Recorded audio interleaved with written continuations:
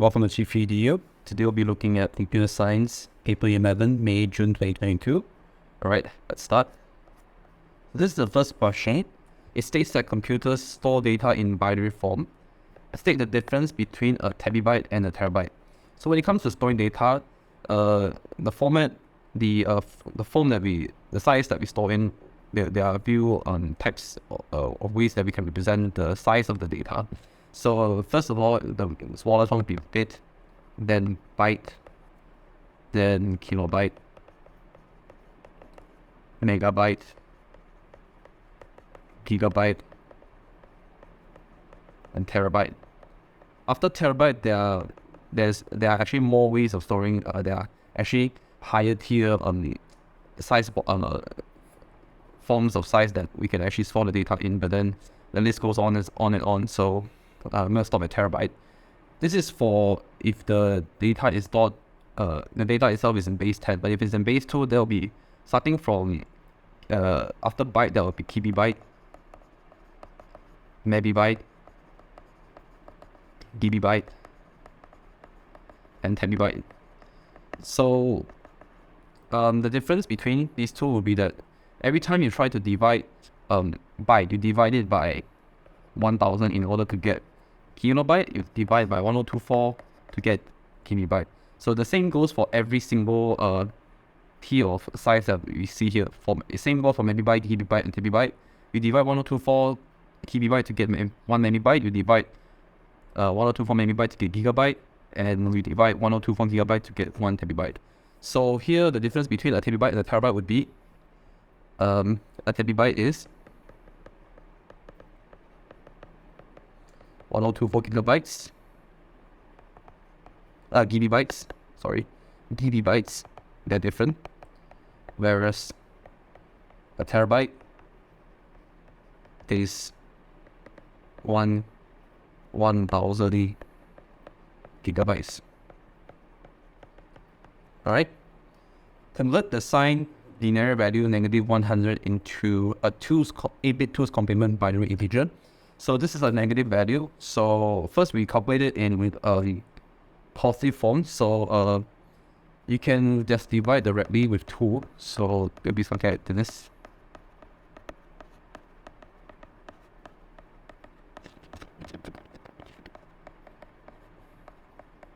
So that'll be 0 1 1 0 0 1 0 0 0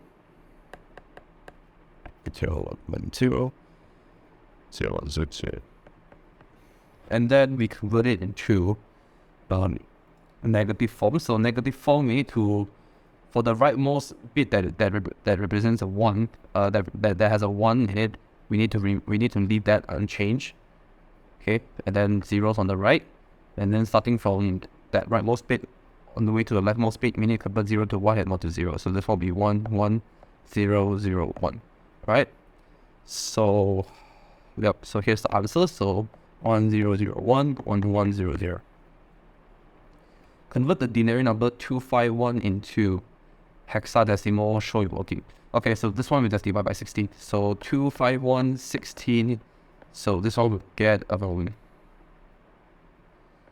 right? Continue. Alright, so this one will get 11, and then this one it get 15. So we'll get 15 and 11, which converts into, we need to convert it to alphabets really because it exceeds 9. So this will be B, because A is 10 and B is 11. And since this is 15, that means it's F. So because it's the last character in the hexadecimal number, so I'll say it's FB. Now we need to add the following unsigned binary integers. So starting from the rightmost bit, 0 plus 0 is 0, 0 plus 1 is 1, 0 plus 1 is 1, 0 plus 1 is 1, 1 plus 1 is 10, so we move the 1 over to the left side, 1 plus 1 is, so this is 10, so we move the 1 to the left side, 1 plus 1 is also 10, and then the leftmost bit would be 4. Right, so the answer is 1 0 0 0 1 1 1 0. Alright, move on to question 2. A computer has hardware and software. The hardware includes different types of memory, and we need a complete description of the computer memory. So random access memory and read-only memory. If you look through chapter 3, this is a form of primary memory. So we have primary memory, and secondary memory. So primary memory, the example would be ROM and RAM. These two are essential for turning on your computer, and then the secondary storage would be your hard disk or your SSD.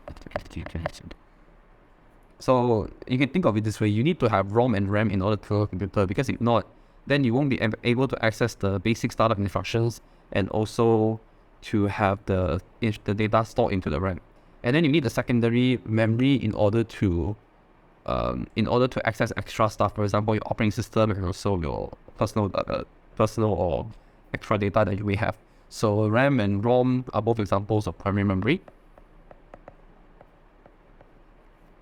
One item that is stored in the RAM is the operating system data. One item that's stored in ROM is the BIOS or the startup instructions. But you can just choose either one for when you're writing down the answer. Your SRAM uses transistors arranged as flip-flops. And then your DRAM uses capacitors and transistors. Right? Explain the difference between programmable ROM, erasable programmable ROM, and electrically erasable programmable ROM. Right? So the difference between this programmable ROM and these two would be programmable ROM can only be programmed once, but then EPROM and EEPROM can be erased and reprogrammed multiple times. So that one we can treat as one point. So PROM can only be programmed once, whereas EEPROM and EEPROM can be rewritten or reprogrammed several times.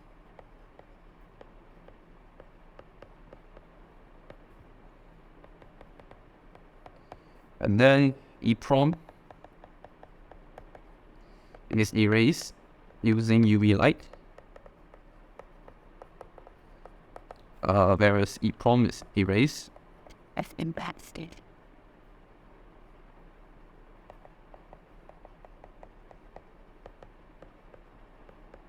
using electricity.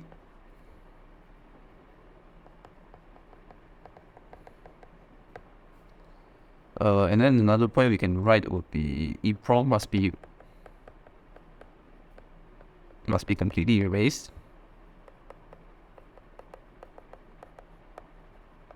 Before rewriting.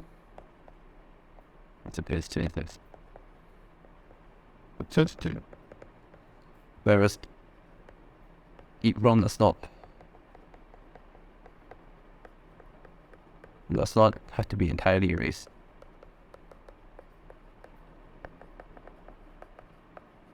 Right, this is how I get 3 marks. And then move on to B. Okay, so now we need to write the principal operations of a magnetic hard disk. So principal operations basically what does the hard disk have, what does it do, what connects to it, and how does it work? Yeah, something like that. So we can say the hard disk has many platters. Okay. Each surface of the platter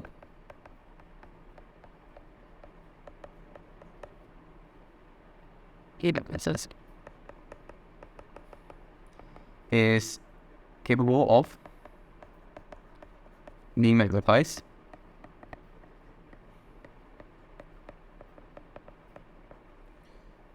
The platters are mounted on a spindle, so it will. So there's this we mount it here. So there's a spindle. So the platters are mounted. Okay.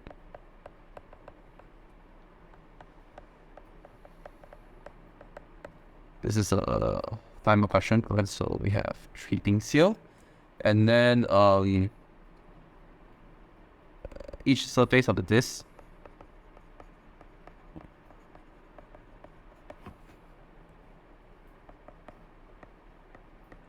has a read-write head mounted.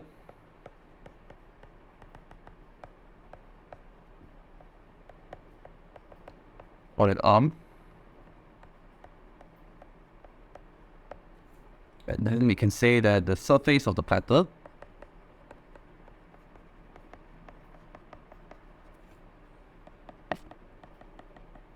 is divided into sectors.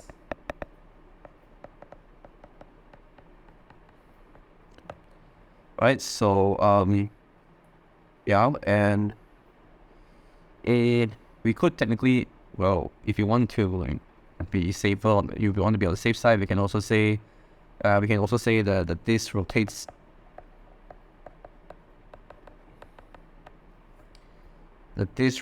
at, normally for hard disk drive will be 7,200 RPM. Or we can say rotate at high speed. Right, this is how you get 5 ops. Computers consist of logic gates. To complete the table by writing one set of values for each gate, that will give the output 1. So you can see the output is all 1. So for AND gate, that will definitely be 1, 1. And then for NAND, there's a few options that you can go for. Either 0, 0, 0, 1, or 1, 0. So this one will just put 0, 0 because that's the complete opposite of AND.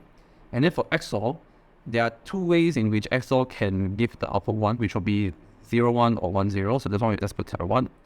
And for NOR, it's only going to be 0, 0 because this is the complete opposite of OR. So for OR, that would be 0, 0 will equal to 0, and then 1 or 0, 0 or 1 will get 1, and 1 or 1 will get 1. NOR will be the complete opposite. So there's only one situation in which the output will be 1, which will be 0, 0. Right? Write the logic expression for the given logic circuit. So this one we can see directly from here. This is A NAND B. Right? So this is A NAND B. And then here, this is B XOR C, right? So here we just write B XOR C. They are connected with an OR gate, so we just need to bracket these up and put it all in the middle. Yep. So this is the logic expression for this logic circuit. And then number 3, a teacher is writing examination papers on the laptop computer. The computer is connected. Teacher is concerned about security and privacy of papers. Okay, so what's the difference between the security of data and privacy of data? Security of data is to prevent the data,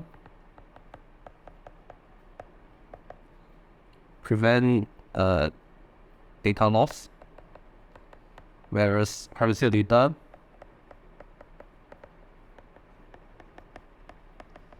is to prevent data for unauthorized access.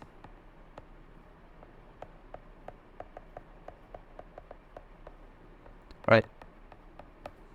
Identify and describe 2 threats to the data. Identify one security measure to protect against each threat. So, normally for computers and for computers that are connected to the internet, there are a few things that could be security threats. First of all, will be malware. Technically, it would be software or malicious software.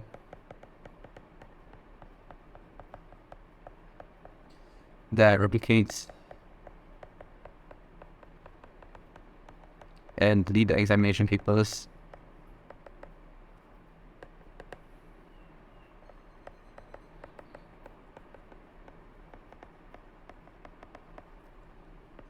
So the security measure would be to install and run anti-malware or install antivirus software. Both of them could actually do the same job, obviously. Okay, threat 2. There could be unauthorized access. Or there could be spyware installed. So in this case, then you can just say spyware.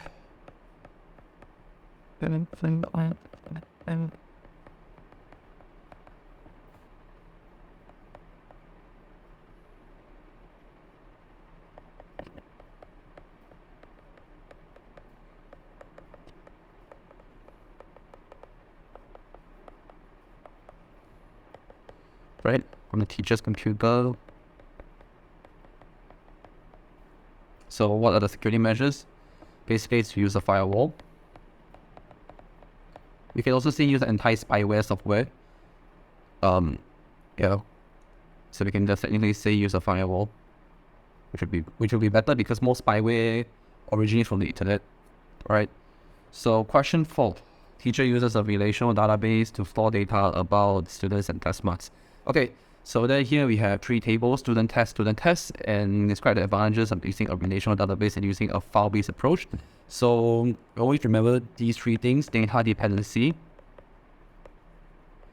data consistency, and data redundancy. After you identify these 3 main things, you can now write out the advantages. First of all, we can say that there is reduced data redundancy.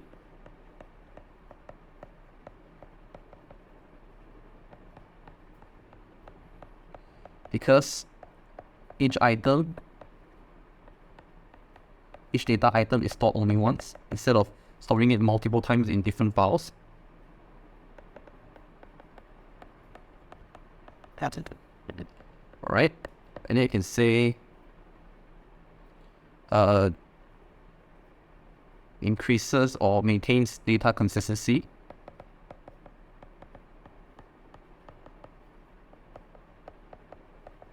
As changes in one table will be updated in another one.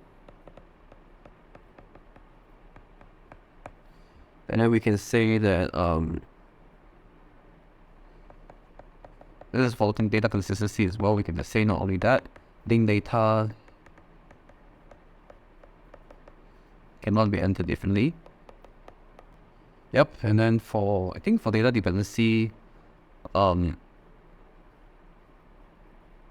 we can also say that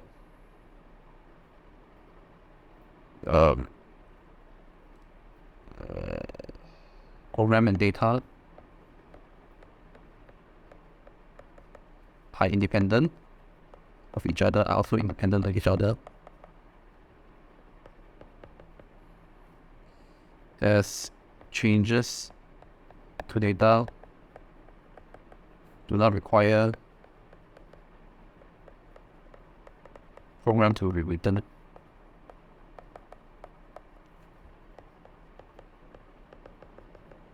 Right. Give the highest level of normal form in the database marks is. Give the highest level of normal form, the database marks is in, and justify a choice. So for the database marks here, I was technically looking through the tables and all those. This is in third normal form. So here we'll say it's in third normal form, or we need to write out who will be third normal form. Why? Because it is in second normal form.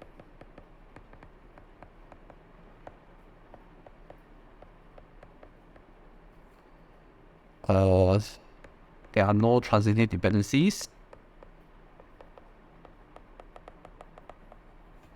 or I should say transitive and partial dependencies, because this is the characteristics of a second normal form table, in which the field is not partially dependent. All of them are dependent on the corresponding primary key, and for the normal form, there will be transitive and there will be no transitive and partial dependencies. Right. So now we move on to C1. Now we need to write a SQL script to create the table student test. So you can see the sample data to be stored in student test as shown. So okay, now we need to create student tests. So we need to create a table. So here, immediately on the first line will be create table student test, and then we need to have an open bracket, and then here we put student ID. So student ID here is integer,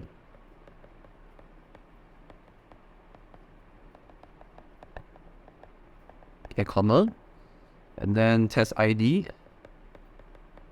test ID is basically a variable character. And then mark be integer. Then here there'll be a primary key. So here the primary key will be student ID and test ID. Yep.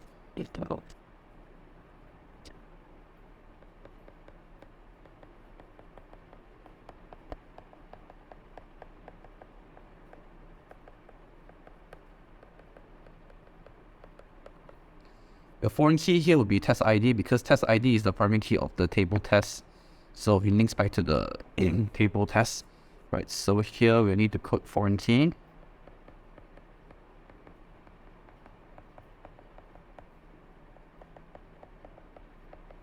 Which references the table test. And then you realize that student ID is also a foreign key because student ID is the primary key of the table student. So here same thing as well, foreign key. Student ID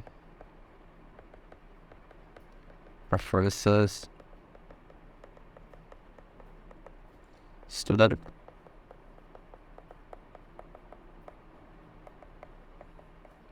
Right, and then that's it, bracket, and then put a semicolon. Write a structured query language script to find the average mark of students in test P7. So, okay, so now we need to find the marks. So that would be in student test, right? So select, because this is a DML. So select average. This is actually a function. So average mark. Because there's a mark, there's a column for mark. So select mark from student test with test ID equals, then the equivalent in closing brackets P7. Okay, that's it. And then the semicolon. The mark student is awarded in the test will be entered into a database. The mark needs to be a phone number between 0 and the maximum number of marks for the test inclusive. Explain how data validation and data verification can be used when the mark is entered. So first we can say that data validation can be used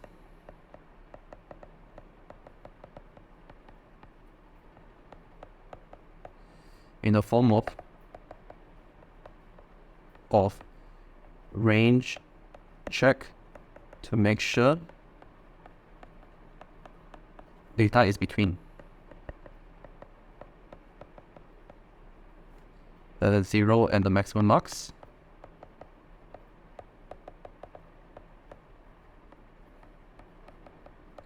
And presence check to make sure mark is entered. And then for data verification,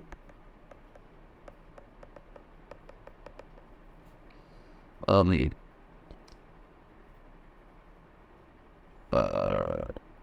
can say double check.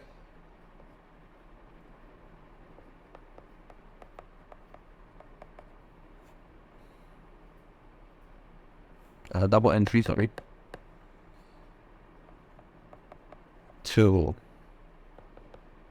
prompt the user to enter the mark twice.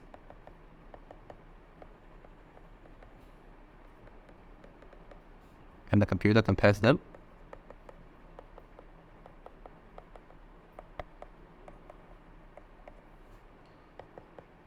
And visual check, which is basically by the human to manually compare mark entered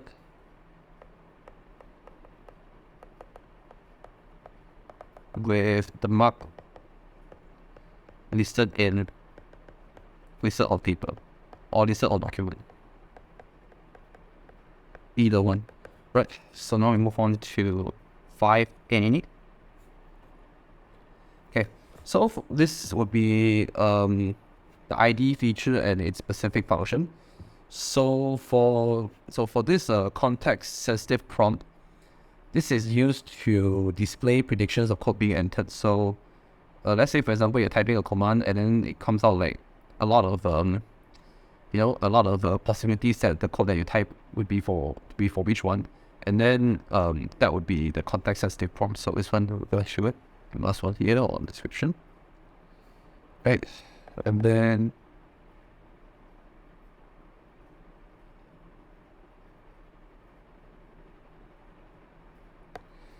okay, then dynamic syntax check. So this is a syntax check. So it underlines or highlights statements that do not meet the rules of the language. So in the case that, well, basically it's like if there's something is wrong. So this is for underlining or highlighting statements that do not meet the rules of the language. So this is visible here. And then your breakpoint, which is basically a breakpoint, like when stated. So it stops the code at executing at a set line because it breaks something at one point. Right, so this is to stop the code executing at one line. Single stepping is used to execute one line of the program and then stop because it is single, so single line. So that would be this one. Oops. That would be this one. And then finally, report window, which reports the content of the variable and the data structure. Right. Programmer wants to allow users to edit, improve, and redistribute the program. Identify two different types of software license that the programmer could use. So we could use open source software license. So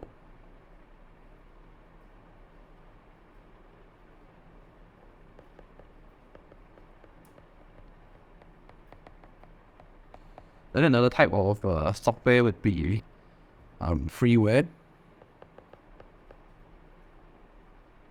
Actually, freeware is not technically allowed, but then because freeware in context, it will be someone who produces a program and then you can redistribute it under your license. But you could say open source software, which is one, and then public domain license. But the thing is, for public domain license, this is mostly for programs that are very, very ancient and very, very old. And there's most notably programs that are probably over, let's say, a certain amount of age, are probably over 70 or let's say 100 years old, which is not really possible. But there are a few software that is considered under public domain license. But it does allow the user to edit, improve, and redistribute the program. Yeah. Yeah, so these two would be I would say the most viable type of software license, right? I think the much better software license that a programmer could use would be open source software license, right? So explain the benefits of the programmer of using program libraries. So for program libraries, first we can say saves time because code will not have to be rewritten.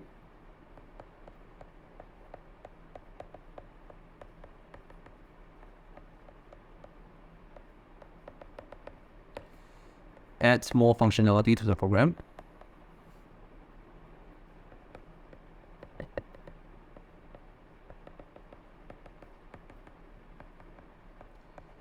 Has the program library.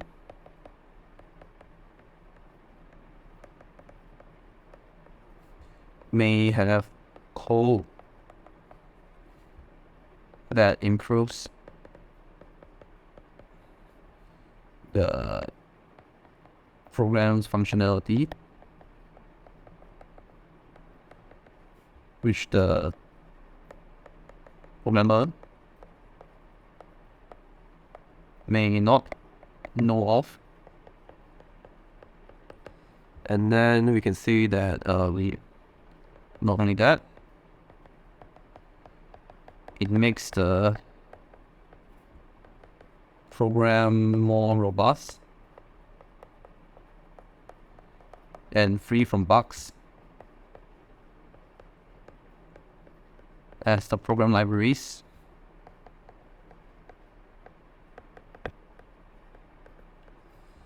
are tested many times. And like that. So here's how we get our 3 marks. Actually, it's all 3 marks already, but then this is for to be on the safe side, and also to make sure that we did not write anything wrong for the previous one, to ensure that what we write would be I'll say in the context of making more sense, right? For the entire benefit of the program library, right? So then here, question 6a. A computer system is designed using the basic Newman model, describe the role of directions and fetch execute cycle. Okay, so the program counter holds the address of the next instruction and the contents are incremented. Okay, and the memory address register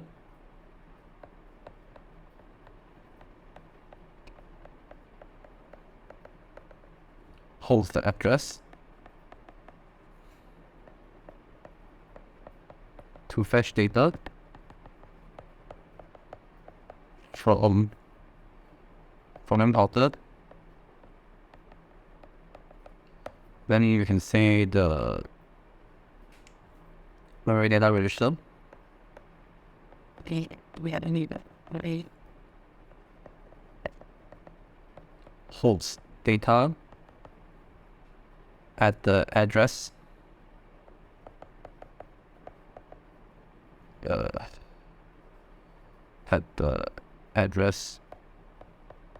in memory address register, and then the instruction is transferred to CIR or current instruction register.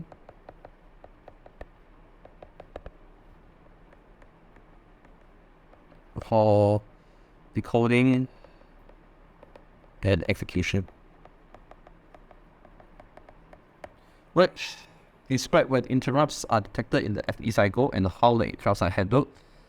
Interrupts are detected at the start or at the end of the FE cycle. So you can say at start, end of FE cycle.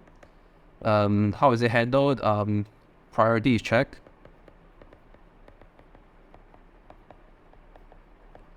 If the interrupt is of a higher priority, then current process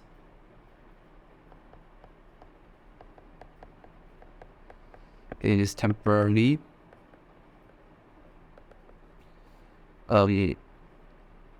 stopped,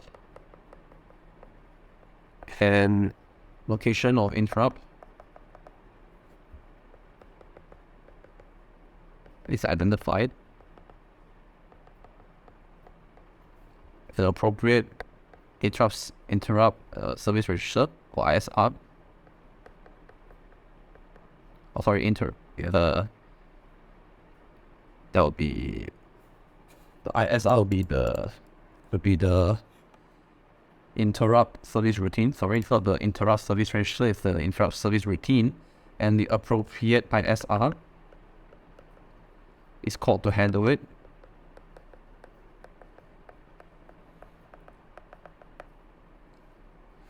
If not, or I would say if it is of lower priority,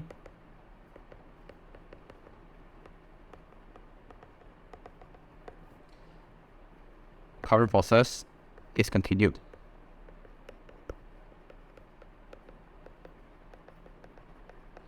And FE cycle.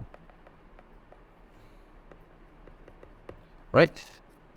And then for B, identify one factor that can affect the performance of the computer system and state how it impacts the performance. So basically here we are talking about the CPU. So CPU, we have clock speed, we have cache, and we have number of cores. Right? And there's also another one which is which is bus width.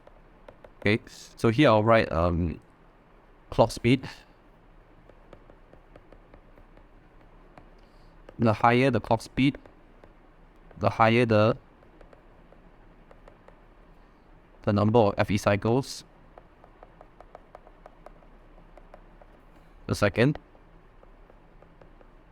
Right, so this is the factor. So it'll be clock speed mainly. And then for cache, it's basically the higher the capacity, the higher well,